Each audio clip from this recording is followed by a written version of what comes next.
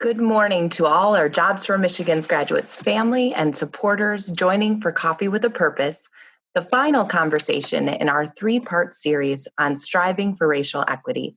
My name is Kristen Harrington, and I have the pleasure of serving as the Executive Director for Youth Solutions, the nonprofit that offers opportunity pathways to education and employment success for Michigan's vulnerable youth.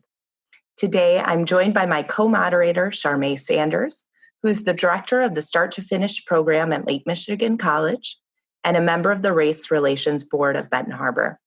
I'm also joined by our JMG panelists, Takidra Masters, Dominique Clay, and returning panelist from our first Coffee with a Purpose, Delanne Pillavant. As always, they are the true stars of this coffee hour, and we'll be hearing from each of them momentarily. At this time, I'm honored to introduce my co-moderator, Charmaine Sanders, who as part of her role as director of the Start to Finish program at Lake Michigan College, interacts daily with students who face the barriers and biases of inequities that we identified in parts 1 and 2 of the series.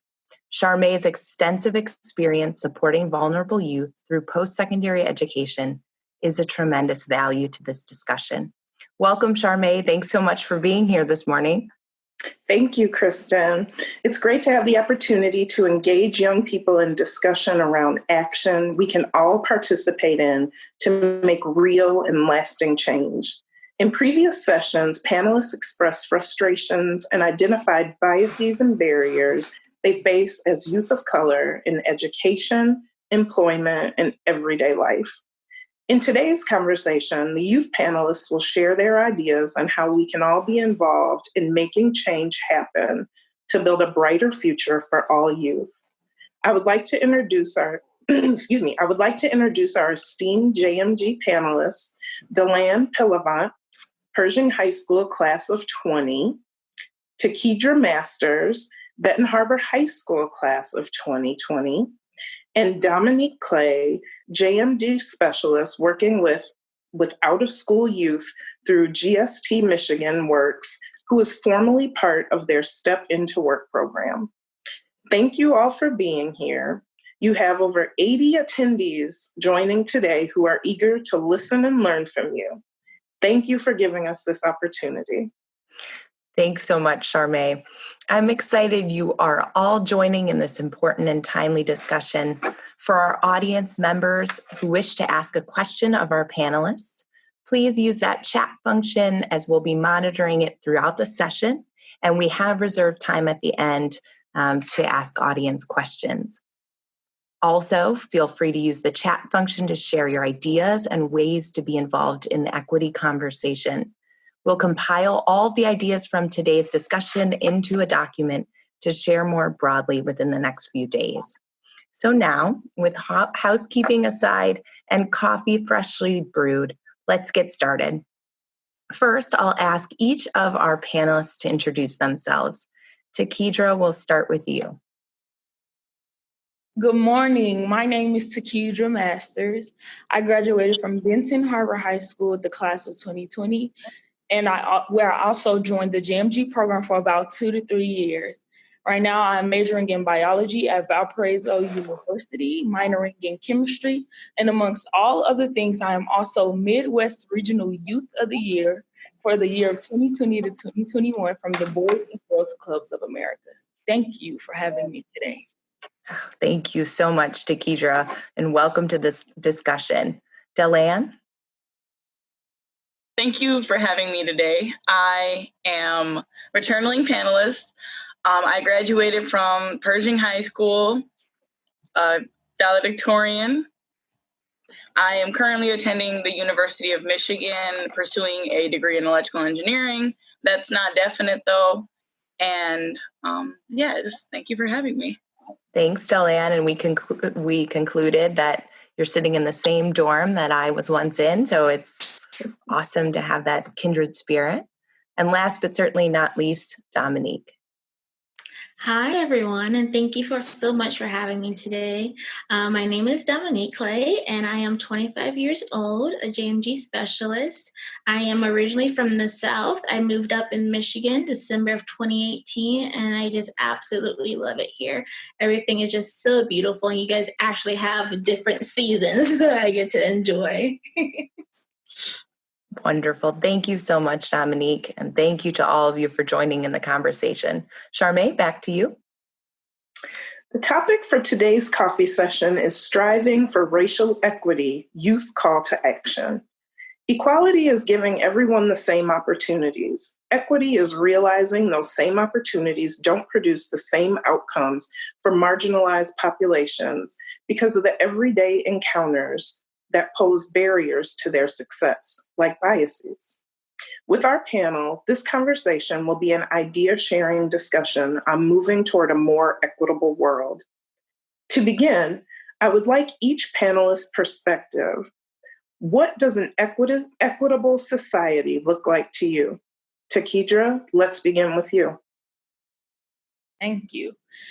I think that when we have this idea of an equitable society, we start to think about everyone having the same opportunity to succeed, or having the same resources. But if we sit back and we snap into reality, we quickly realize that some people are at a disadvantage before they even enter school. So I believe that now and today, when we do think about an equitable society, we always have to factor in, okay, we need programs that would put these children or these people that are at a disadvantage already to boost them up so that we all can be at an equal level. I think that's programs like tutoring, because at schools where the education is underfunded, we learn less, we retain less information. So I think that when we do think about an equitable society, we should always think about programs that would help the disadvantaged. Thank you. Delanne? So to answer the question, I actually Googled Equitable just so I could get a better understanding. And I'd like to actually read off the definition. So the adjective is fair and impartial, and then the law is valid in equity as distinct from law. So I just thought it was interesting when I read the part like fair and impartial. There currently in the world society is not equitable. It is not. And going off of what Takidra said, I hope I said that right. Okay. Going off of what she said, yes, like people don't start at the same level as other people. So if we want everyone to be on the same level, so to speak, if we want everyone to have the same opportunities, then we have to acknowledge that people don't start like in similar places that other people start. Like some people start lower than others on like the social food chain, if you will. So it's important to recognize that. And then going forward, like that's the root of the problem. Identifying that other people don't have the same opportunities as others, and it's important to try to give the people that don't have the same opportunities, try to give them these opportunities, try to like help them find their way because they're not as privileged as other people are. Absolutely. Thank you.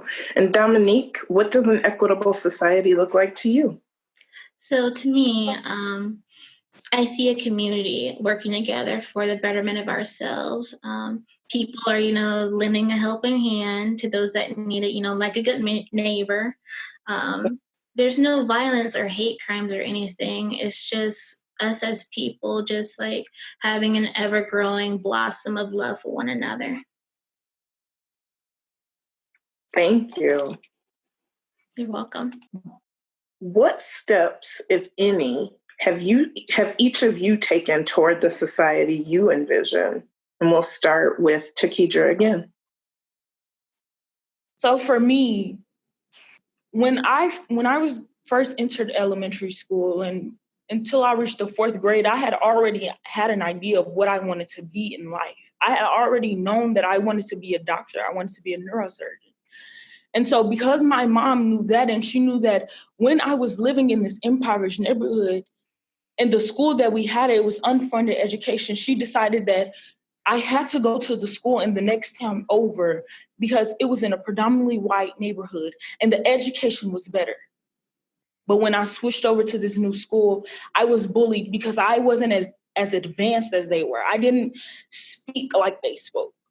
I brought my culture to the school and I was bullied for it. Bullied so much that I didn't think that I deserved a seat at the table. And I believe that when we do think about an equitable society, we each contribute differently to this society. So we have to believe that us being ourselves, we contribute to that. So I didn't want other teens and other youth to be bullied out of believing that they weren't worthy, that they had to conform to what everyone wanted them to be. So I created a program to combat anti-bullying. My program called BFF, which stands for Becoming Future Friends.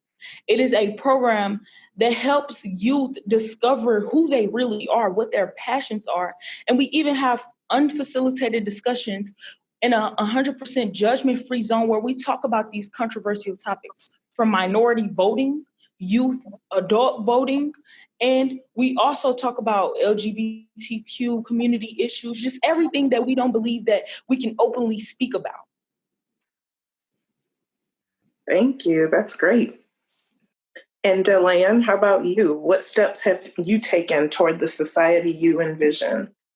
I just envision society being, I just want to start off saying, I just envision very similar to what Dominique said, everyone, not like sunshine and rainbows, because it's the world, so we're never going to get that. But something close, something where you don't look on the news and just get depressed, because the news is so depressing.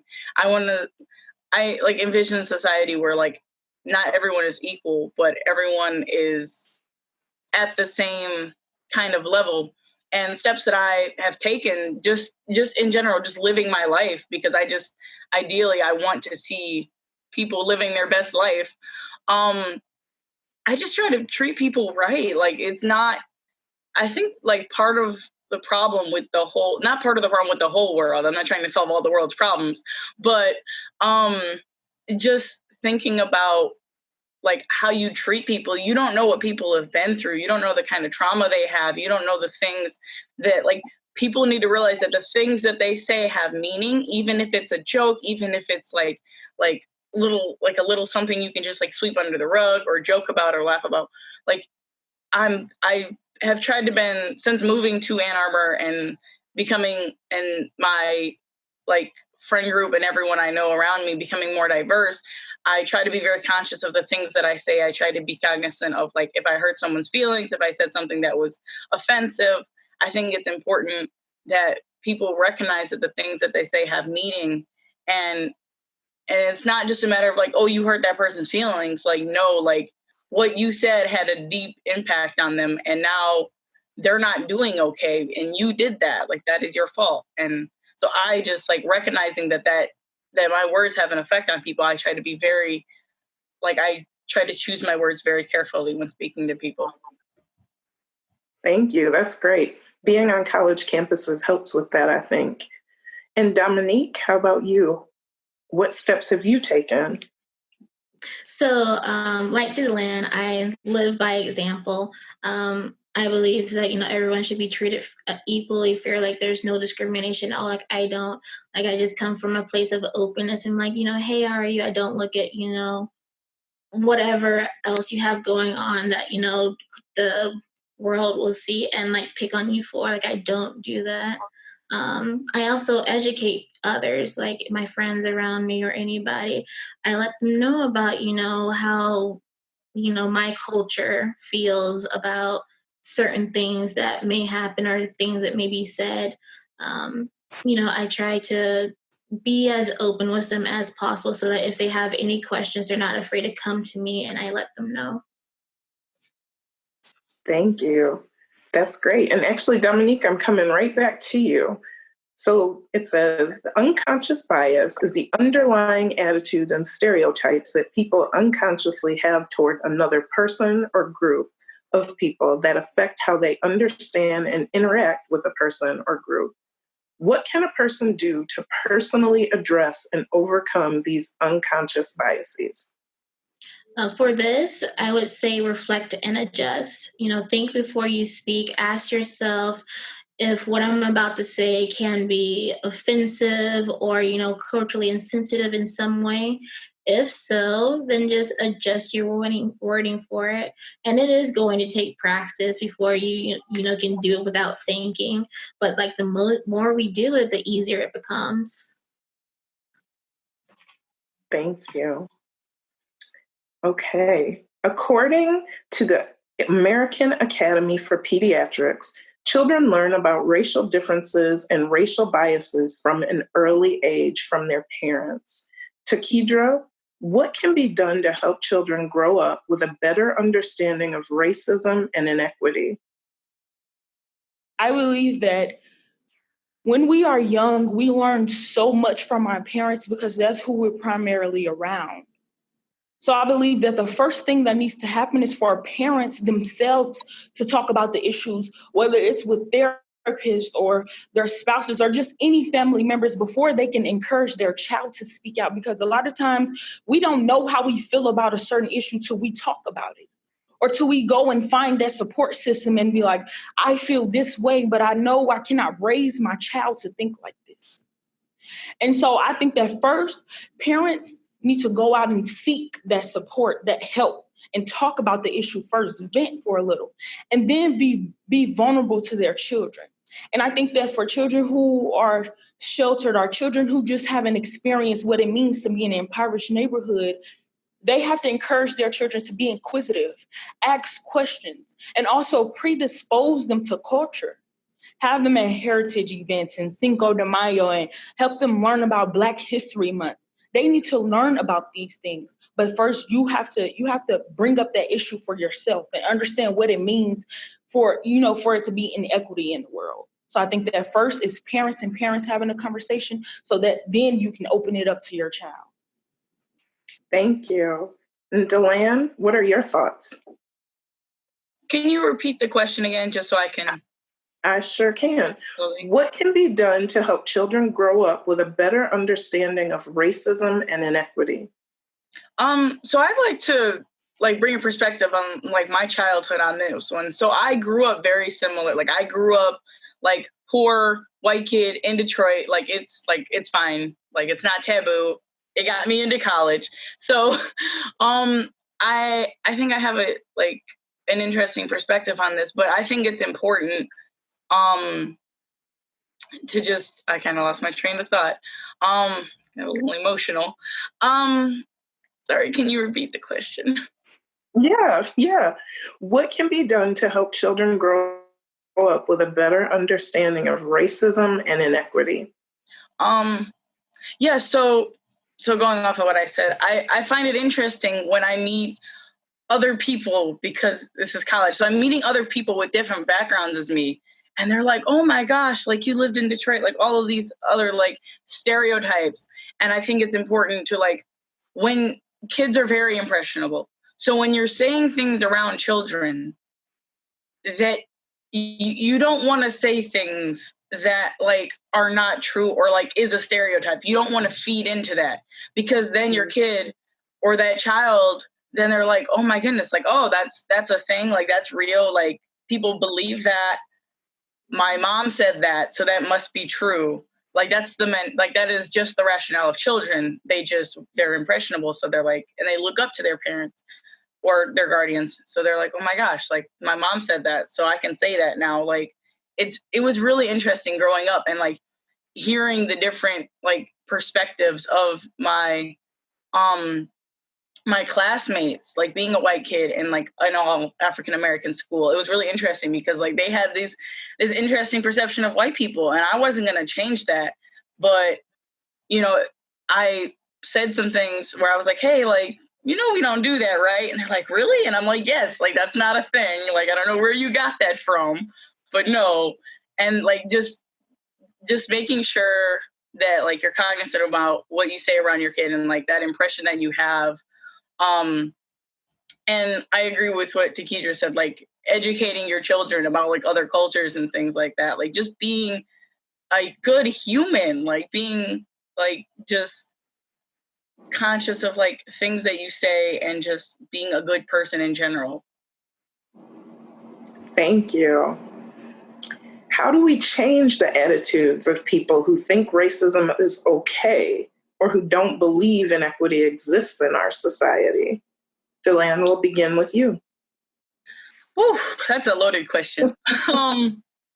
Well, first off, I believe that you can't change anyone's mind they don't want their mind changed, you're not going to change their mind. But there is that influence when like everyone around them is like, this thing is wrong. This thing right here, this is wrong. You should not think this way. You should not talk, act, none of that. And you can only hope that they'll come around. I'm just trying to be realistic here. I want to say that like, if you tell a racist person like, hey, don't be racist, they'll be like, oh my gosh, like I won't be racist anymore. Like you can't change that kind of thinking, but you can do your best to show them like it's wrong. You can show them like everything that goes along with like all of that. Like, do you know what you're saying about another human being? Like, forget all of that other stuff. This is another human you're talking about.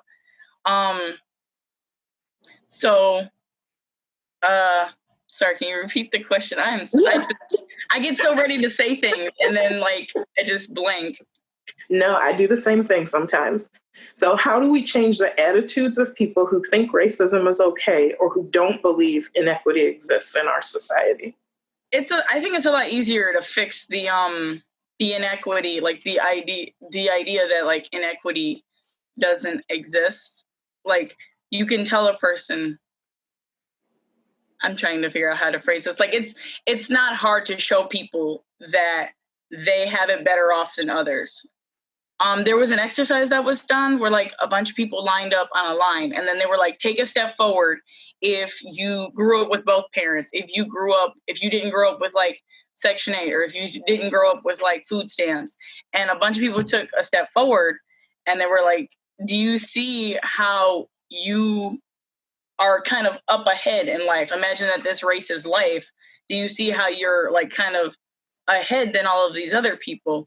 And you could see like that aha moment, like, oh, and it kind of dawned on them. So like showing people that there is inequity in the world, showing people that they are a little more privileged than others is like, it's a lot easier to do. And it's not hard to do. So I think it's just like reminding people of their privilege because they like, and not just reminding them, but like showing them that they have privilege in general, because some people are like, oh, this is normal. Like I grew up with all of this normal stuff. And it's like, not everyone grew up like that. Now, not everyone has all the stuff that you have. You need to recognize that. And you need to be like cognizant about the things that you say when referencing things that you like, privileges that you have had. Thank you. And Takidra, same question for you. How do we change the attitudes of people who think racism is okay or who don't believe inequity exists in our society? I believe that when people have attitudes that racism is okay and that inequity just don't exist, it's because they've been comfortable in this bubble of, I had this growing up and I had this, that they haven't encouraged themselves to walk through those impoverished neighborhoods. Or they never had the opportunity, they had never had anyone stigmatize them or stereotype them because you have your hood on in a grocery store and they think you're stealing.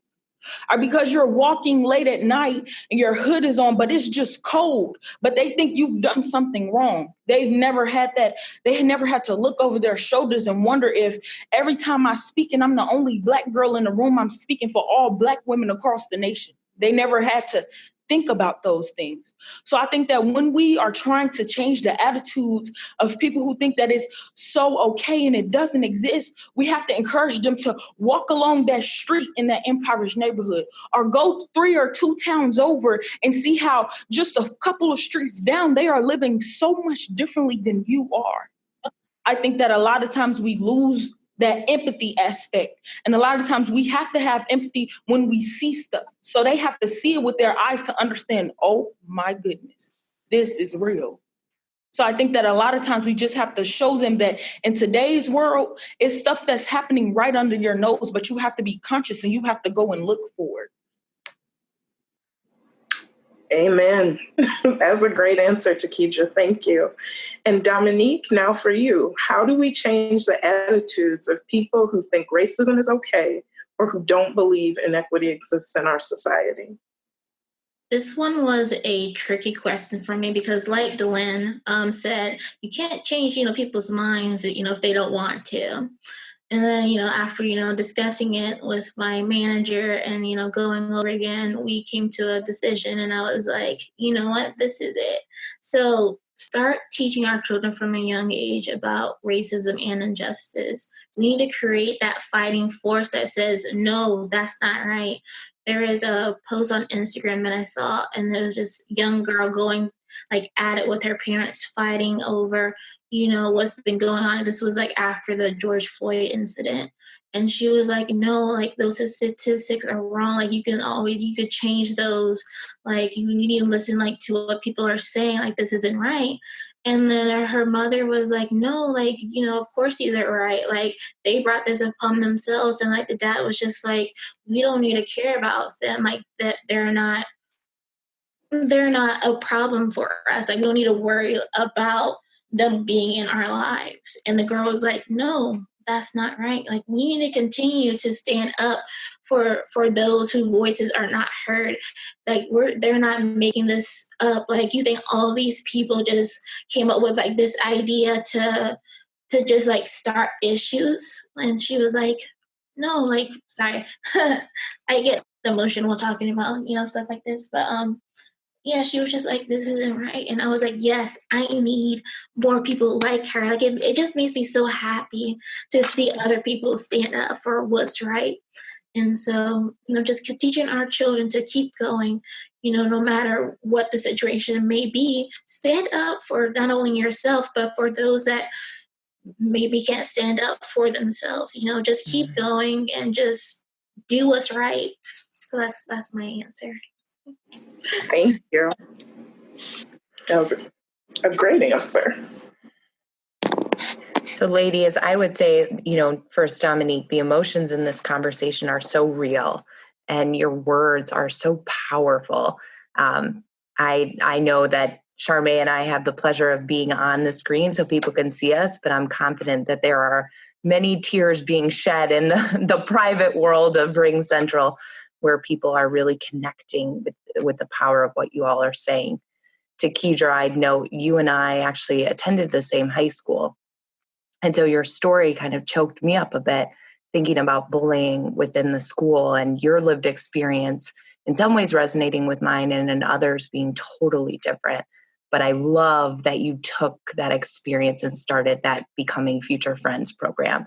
What a way to turn something so negative into something so positive. And I think, that's just such a prominent example in my mind. And I know it picked up in the chat as well, that that's what we're talking about today, right? That there are these real things that are happening in the world that we can't deny, but we have the power to do things about them. And so I think it's just such a tangible example for our audience. Delenn, I noticed that you were particularly emotional when you spoke about your background. Completely optional, but just want to give you a chance. Do you want to elaborate on that at all before we head on to additional conversation? Yeah, I can share my story a little bit. So it's, I think a little bit, I'm going to go freely here, but I think a little bit of the reason I was chosen to be here is because of my diverse background. I'm okay talking about it. It gets me emotional because it's I've been through so much that I'm opportunities like this make me kind of happy that I've been through so much, because then I get to share it with other people.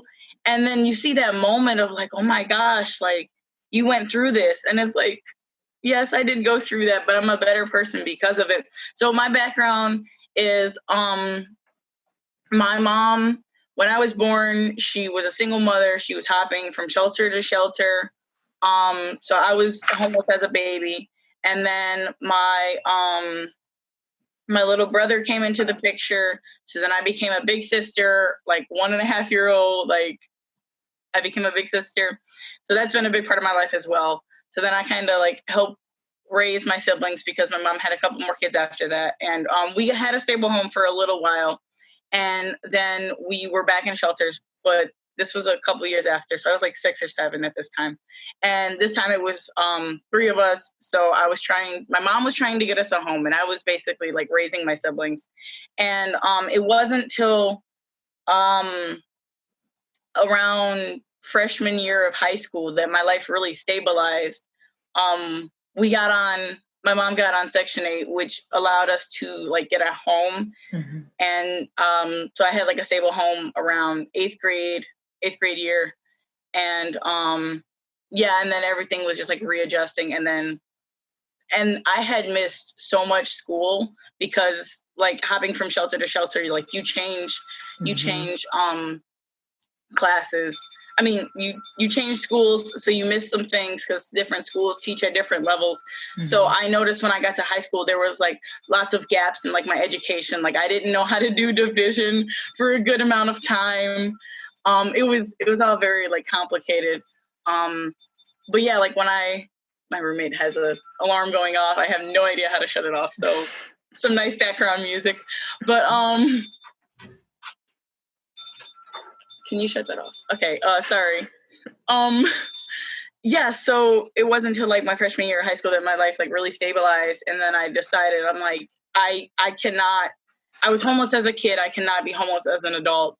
So I decided, I'm like, okay, freshman year of high school, I'm going to try everything. I'm going to do everything. So I joined every extracurricular I could, which is how I got involved in JAG. And I'm so happy I got involved in JAG. And I just want to give a shout out to Miss Miller because she is amazing. That's my JAG specialist. And I love her so much. She practically is my mom. I've met her husband and like her children and everything. And like her daughter is amazing. And she's like my sister.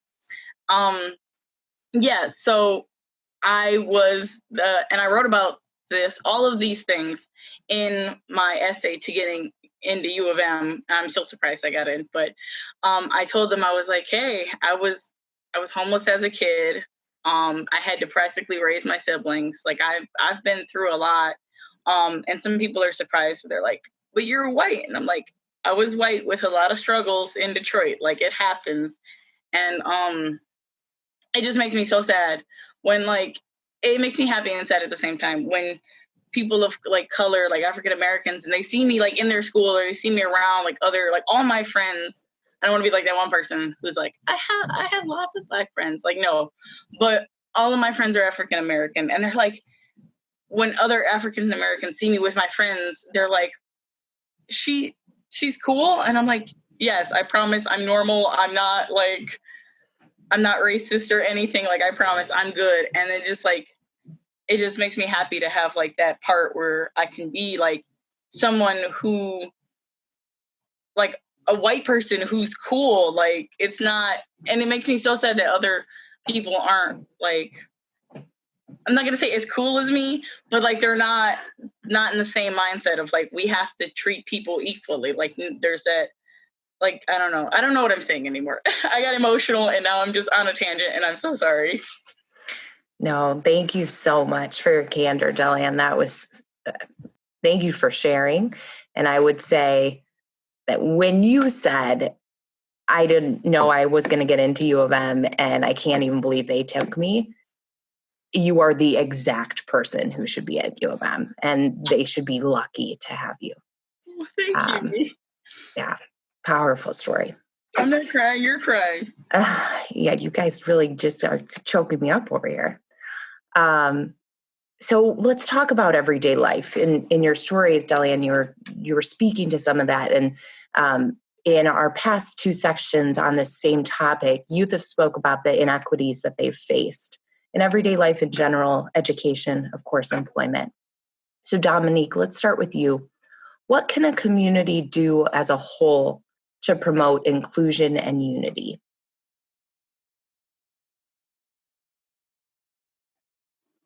So as a whole,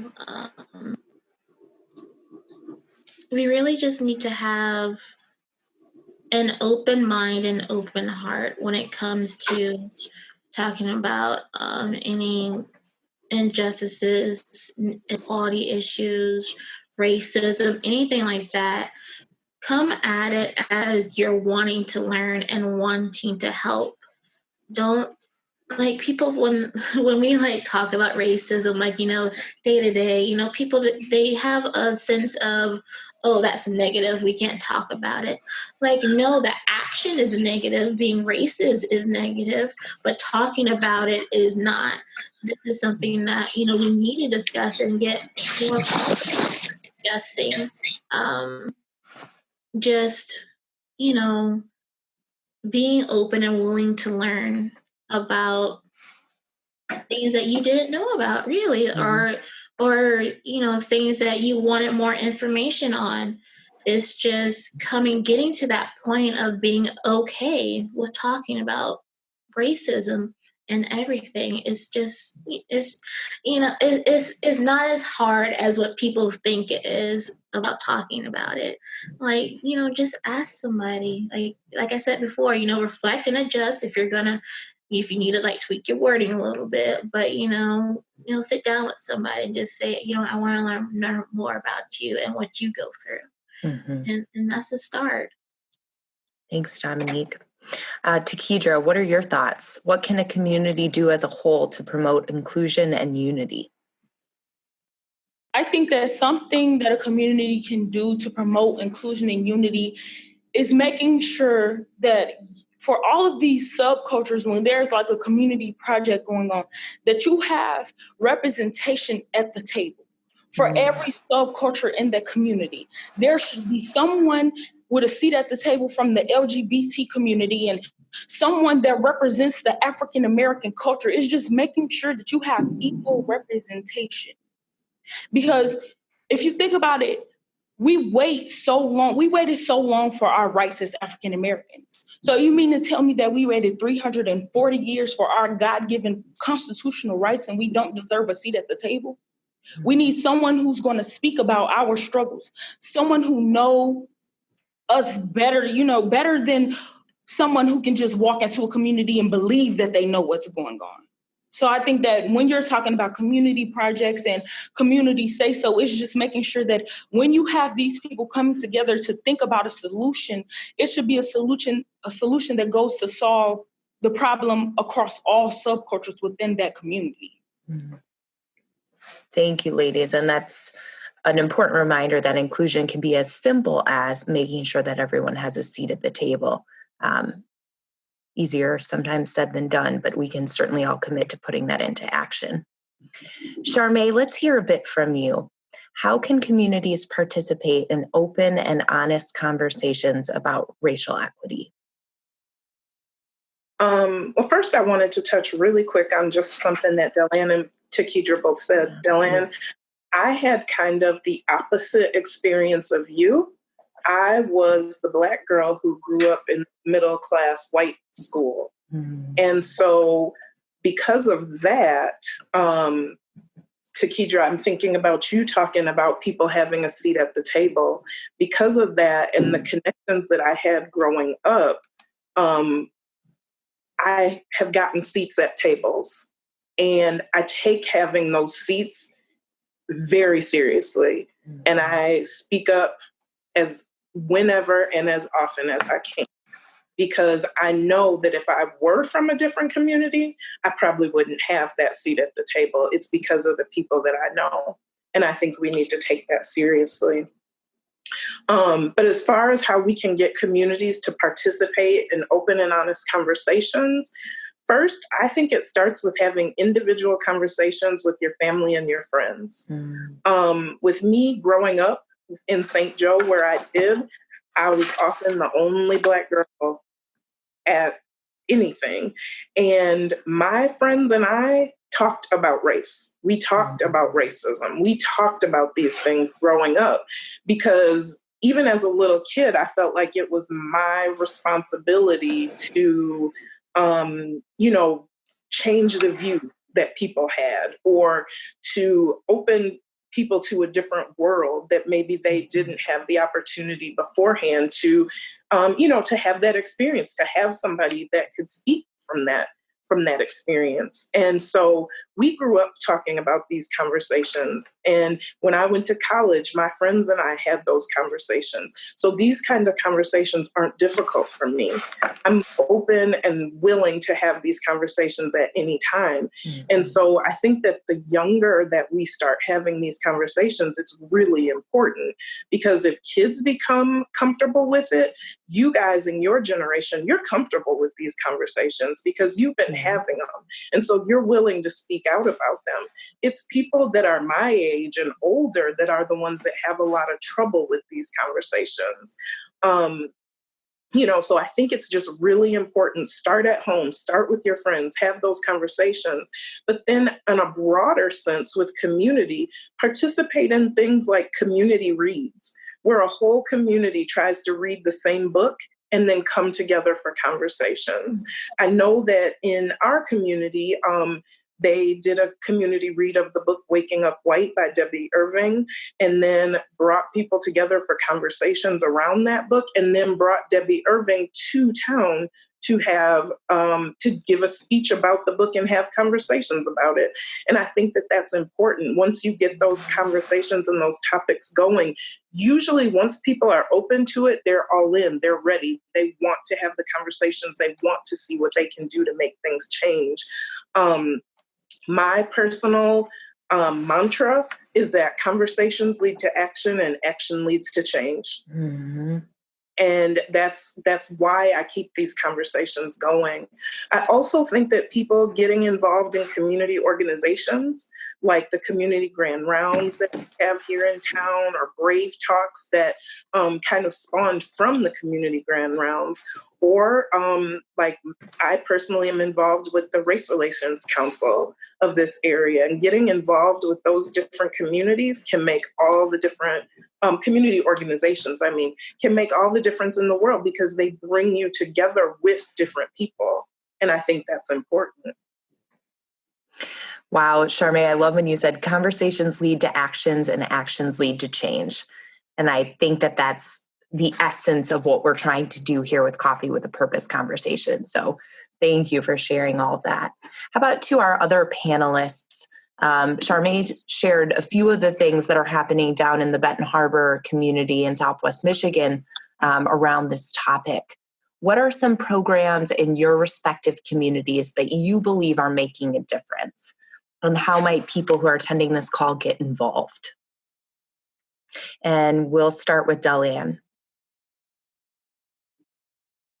Okay, I'm gonna be honest here. Like, I just moved to Ann Arbor, so I'm not fully aware of like all of the new opportunities that are out there. But I know that I do like the work that the Bursley Hall Council does. I'm sorry, I don't know how to particularly answer this question. Hey, that's okay.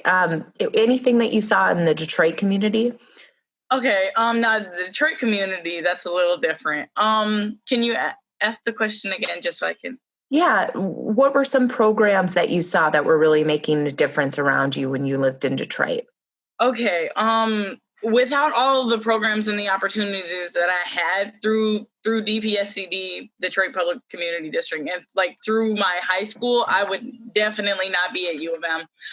JAG is definitely one of these programs.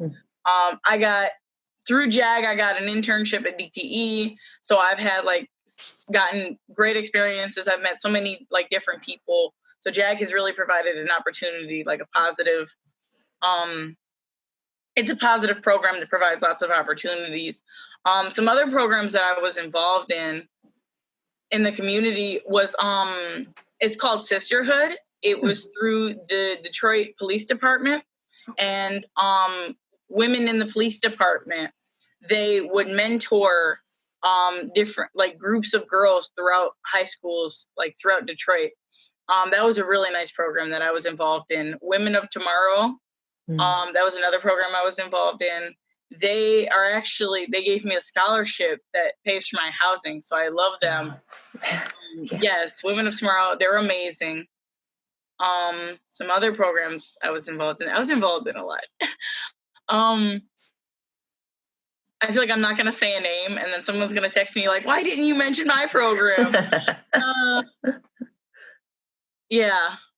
I'm like Sisterhood, Women of Tomorrow. Like, what I would have to say to people who want to get involved in like the community in Detroit is just go there and ask the kids or ask like the youth what they need. Ask them what they want. Ask them what they need to be successful.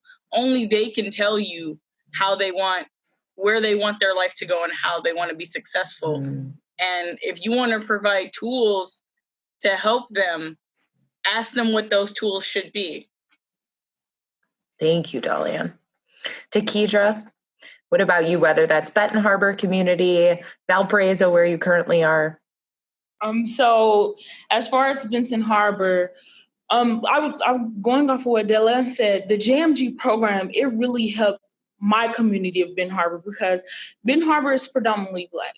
And so before I had even entered the JMG program, I didn't even know that there was a certain way to fill out a cover letter, write a cover letter, or, you know, what to wear at an interview or how to fill out a job application. Because there was a JMG program, and I know I wasn't the only team in my community who didn't know how to do these things. It goes to help as many African American teens as possible so that we can have these resources when we go into these job fields to get jobs. And there's also programs through my Boys and Girls Club, which is the Passport to Manhood program, which help young boys understand that in today's world where you have all of these struggles coming towards you, you are strong, you are Black, and you are a man, and you are capable. And a program like Smart Girls, which is the same for girls, to help us understand that even when the world thinks we can't do it, or we won't do it, that we can. We have every right to, and we're very much capable. And I think that some ways that we can get involved with these programs by volunteering through my advisors like Mr. Corey Sterling or Mr. Danny Jennings, and also through my club director, who is also my advisor, Mr. John Sams. And I'm sure their contact information will be provided to you after this meeting. And thank you in advance for anyone getting involved. Thanks, Takedra. And I know because of those shout outs, we would be remiss not to acknowledge all of those specialists who work so hard to make that programming possible. So you mentioned Corey Sterling, Danny Jennings, who I know are on this call. Same with Carolyn Miller in Detroit, and our newest specialist, Jinx Arnold, down in Benton Harbor. Thank you all for all that you do. Charmaine, I'll hand it back to you.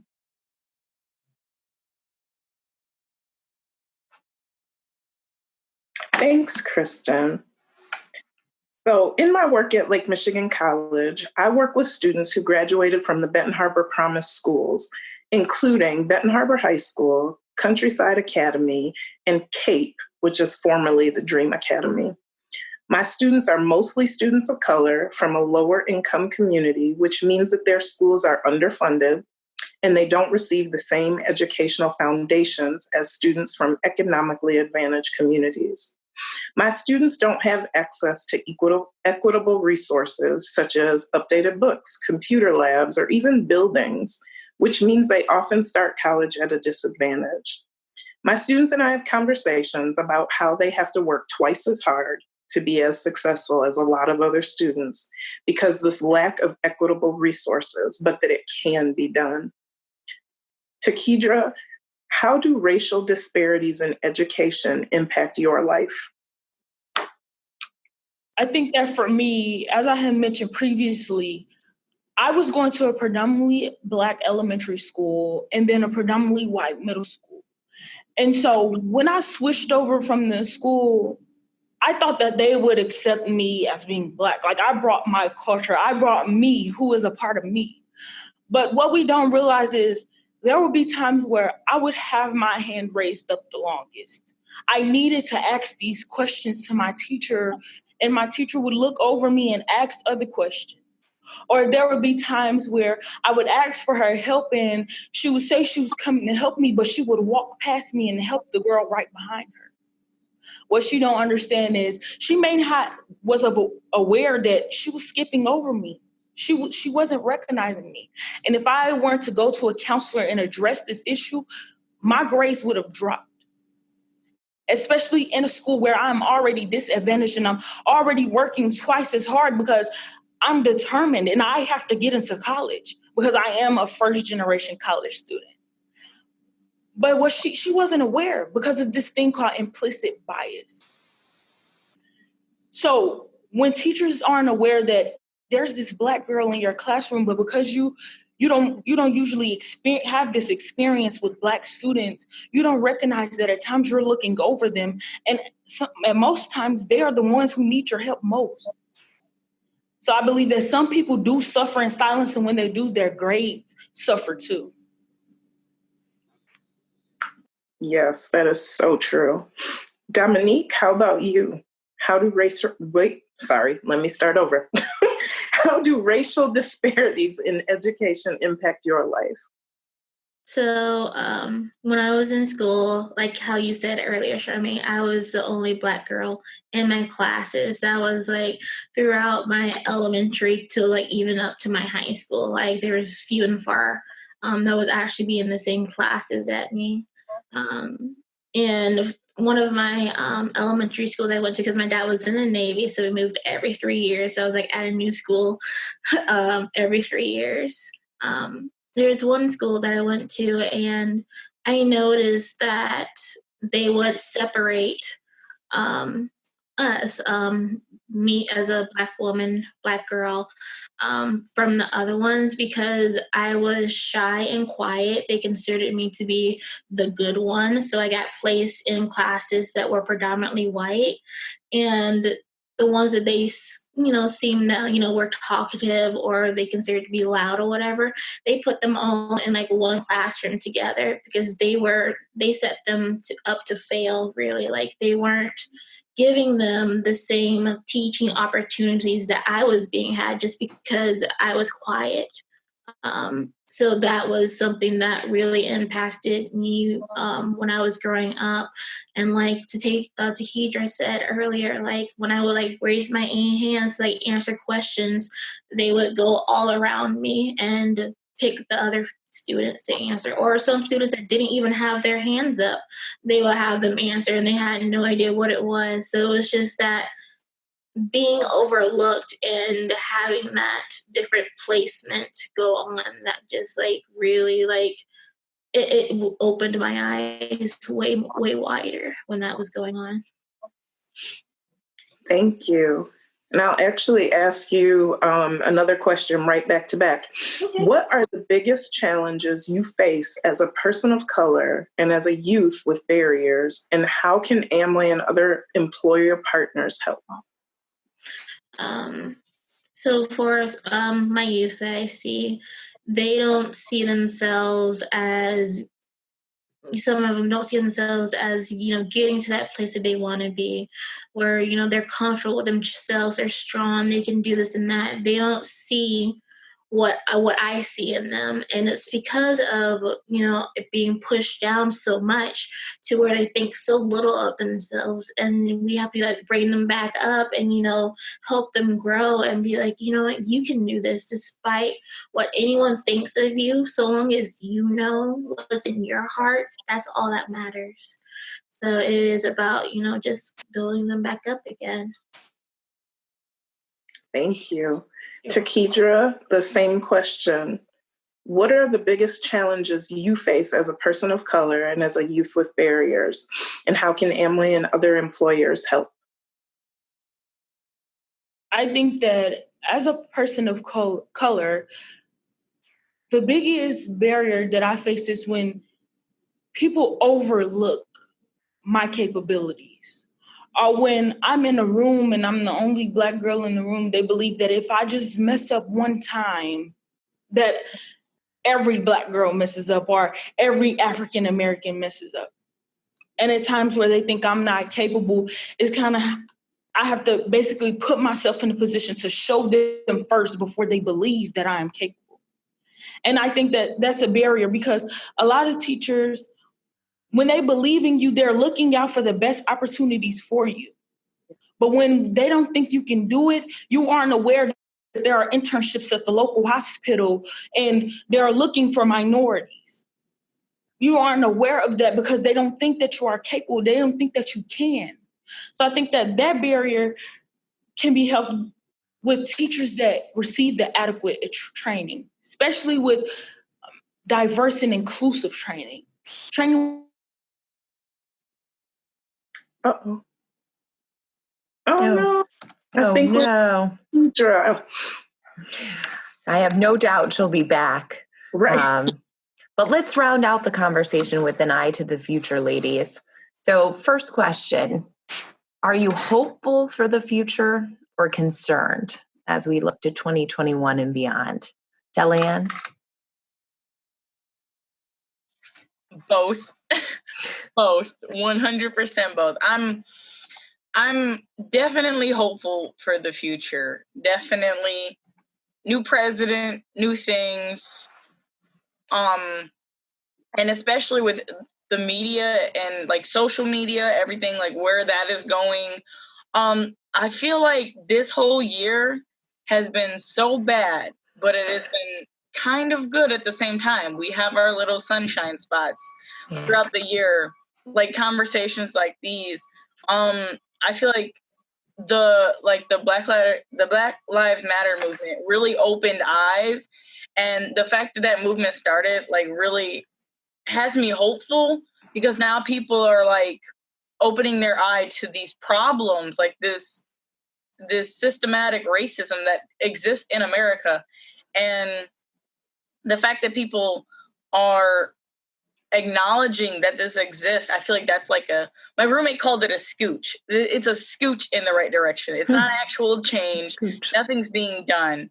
But the fact that people's eyes are now open to it and they're not like blatantly ignoring it, like it doesn't exist. Like this doesn't exist. I think that is positive. I'm concerned for the future because there's always like that level of concern of like what's going to happen now that we have this thing in the works, now that there's this big movement, now that this has been brought to fruition. What's going to happen? What are people going to do? It's not more of a concern. It's more of like a just kind of like on edge, like what's going to happen. I'm on the edge of my seat, if you will. Mm-hmm. So absolutely. And what you said resonated with me in both ways, right? Both hopeful and a bit concerned. Thanks, Delanne. Dominique, are you still joining us? Hi, yes, I'm so sorry. My internet just like went out. Hey, that's okay. The realities of 2020 life. Yes. How about you? Hopeful for the future or concerned? I am very hopeful. I'm hoping that, we all get to a place where, there's just no more hate for each other. I do hope that big changes can be made. I'm hoping to be a part of that change, continue to be a part, and help out, spread the word, spread the message, help teach our young people that they are important and that they matter. So, yeah, very optimistic. Thanks, Dominique. And it looks like Takedra may have gotten kicked off of her computer and is trying to rejoin us. So we'll give her another moment. But back to you, Delanne. What's one thing each of us can do to positively impact racial equity? Like I said before, just being cognizant of the things you say, realizing that when you say things around impressionable children, that has an impact, a very big impact. The people that raise us kind of create that next generation, which is why like we've had these problems in America for so long, because like our grandparents thought it and our parents thought it. So now we think it. And this new generation is now questioning that. So I think that becoming more aware is a step. It's a scooch, as my roommate said. But to fully impact it, I think that I guess I don't really know. A scooch in the direction is really becoming like cognizant of like just how different people live and the different opportunities that people have had. And it's very important to just recognize all of these things, because like some people just don't know. Sometimes it's out of like just plain ignorance. They're just like, wow, I didn't even realize that these problems existed. Mm-hmm. And they're like, well, what can I do? So I think like the people that realize it and want to help, I think it's important for people that have the opportunity to create an impact should create an impact. Thank you, Delanne. And Takidra, I see you're back with us now. We'll give you the final word. What's one thing each of us can do to positively impact racial equity? I believe that one thing that we can do to positively impact racial equity is by just taking parts in communities, no matter if it's your community, the next community over. I think that a lot of times when we have something good, that something that we achieved or something we've done good, I kind of always tell myself, when my community pours into me and I achieve something or I accomplish something, it is only right if I give it back. So what someone does for you or what you accomplish, it's your responsibility to make sure that you can advise, or you can go to the soup kitchens and help out, or the food pantries, or whatever the case may be, to help out the next person. I believe that we don't have to step on each other's back to succeed. And instead, we can give them a hand. We can help them reach the same level that we are at. So it's just by forcing yourself to be uncomfortable and forcing yourself out of your bubble to ensure that there's someone else that you are given the opportunity to succeed. Wow, thank you. And thank you to all of our audience for joining us today and forcing yourselves out of the bubble to hear this rich dialogue.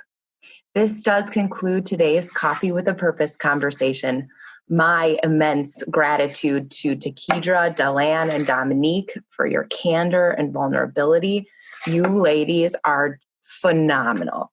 You will run the world one day, I have no doubt about it, and I am going to be cheering you on every single step of the way. You truly represent the very best of the Youth Solutions organization and our Jobs for Michigan's Graduates programming, and we could not be prouder or more grateful to each of you. Thank you, of course, to Charmaine, our phenomenal co-moderator, for joining on this important topic. Your voice and insight was tremendously valuable in moving this conversation from learning to action, just as you noted earlier. Thank you, as always, to our audience for your time, energy, and interest. This does round out our 3-part series on striving for racial equity. However, our journey is just getting started. Our panelists provided us with action steps to move toward a more equitable world, and there were many outlined today. The compiled list of these actions will be shared with all in attendance today. Feel free to share them out with your broader network. The Youth Solutions team will hold ourselves accountable for participating in the suggestions, and we hope that you all will too. We won't be back together for another Coffee with a Purpose session until the new year. The next event will be held in February as part of our legislative activities for JMG Youth. More information will be forthcoming, and make sure to be on the lookout. As we head into the holiday season, we hope you'll consider ways to engage with the Youth Solutions organization to provide more opportunity pathways for our young people. An easy way to get involved is through our employer and post-secondary engagement opportunities, where you can serve as a guest speaker, provide a business talent tour, or engage as a mentor. You'll be joining the ranks of companies like Steelcase, Consumers Energy, DTE Energy, Spectrum Health, TCF Bank, Centene, Amway, Lake Michigan College, and Kalamazoo Valley Community Colleges. And of course, in light of COVID, all of these opportunities are being offered virtually. To get involved, visit www.oursolutions.org, and that's O-U-R, youthsolutions.org. Thank you for joining us, and we hope you have a wonderful and blessed holiday season. Be well, and we'll see you back here in the new year for Coffee with a Purpose. Thanks, everyone.